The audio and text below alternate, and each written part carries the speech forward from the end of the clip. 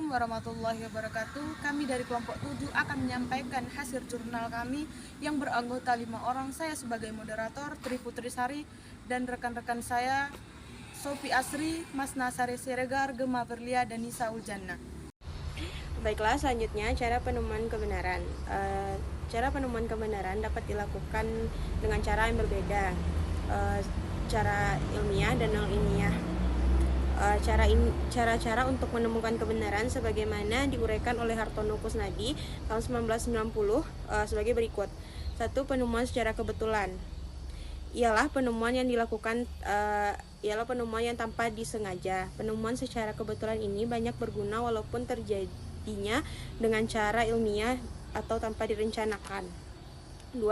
Penemuan coba dan ralat. Penemuan ini terjadi tanpa adanya kepastian dan aktivitas mencari kebenaran, tetapi aktivitas itu mengandung spekulatif atau untung-untungan. Penemuan ini memerlukan waktu yang lama karena penemuan ini tanpa direncanakan dan tidak diketahui tujuannya.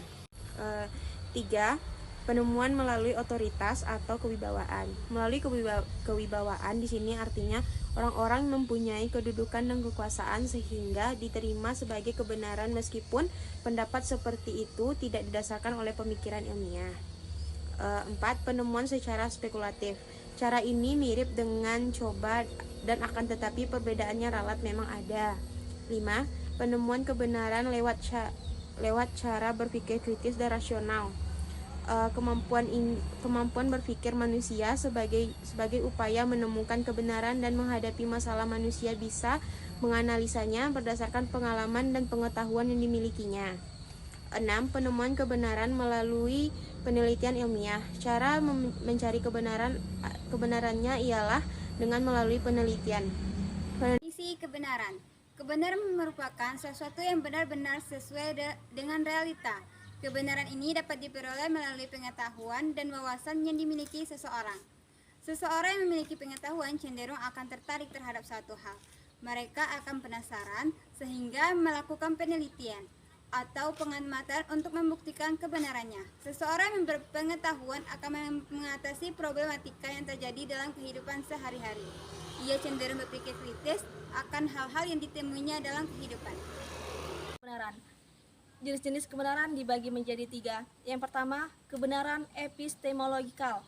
Kebenaran ini berkaitan dengan pengetahuan seseorang terhadap sesuatu yang mereka lihat. Yang kedua, kebenaran ontologikal. Kebenaran ini berkaitan dengan keberadaan objek dalam kehidupan nyata. Yang ketiga, kebenaran semantikal. Kebenaran ini yang berkaitan dengan penggunaan bahasa atau tutur dalam ketika kita berbicara. Kebenaran.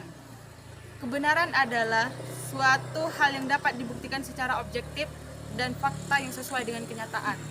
Yang pertama itu ada pengetahuan biasa. Biasa disebut pengetahuan memiliki kebenaran sifatnya subjektif, artinya amat terikat pada subjek yang mengenal. Yang kedua itu pengetahuan ilmiah, yaitu pengetahuan yang telah menetapkan objek yang khas atau spesifik dengan menerapkan atau hampiran metodologis yang khas pula. Yang terakhir, pengetahuan filsafat, yaitu jenis pengetahuan yang pendekatannya mulai metodologi pemikiran filsafat. Sekian, terima kasih. Selanjutnya, teori kebenaran. Teori kebenaran ini terbagi menjadi 7. Yang pertama yaitu teori kebenaran yang saling berhubungan, di mana teori kebenaran yang saling berhubungan ini antara hubungan proporsi satu dengan proporsi yang lain cenderung benar dan juga bisa dikatakan makna yang dikandung akan relate dengan pengalaman kita. Ide-ide yang proporsi sebelumnya juga sama. Pembuktian dari teori kebenaran koherensi ini dapat melalui fakta sejarah yang ada. Yang kedua, yaitu teori kebenaran yang saling berkesesuaian, yang dimana adanya teori ini berpandangan bahwa proposisi suatu daya ketersesuaian dengan kenyataan yang dibuktikan. Contohnya dalam sebuah penelitian surah Yunus ayat 92 yang artinya tentang Fir'aun yang terlepas badannya dari laut dan orang-orang yang setelahnya supaya mereka mengambil pelajaran. Nah, di ayat ini tunggu. Hubungan teori relativitas dengan Al-Quran, Quran surah Al-Mi'raj ayat 4 ini adalah para malaikat menghadap Allah setara dengan 5.000 tahun perhitungan manusia.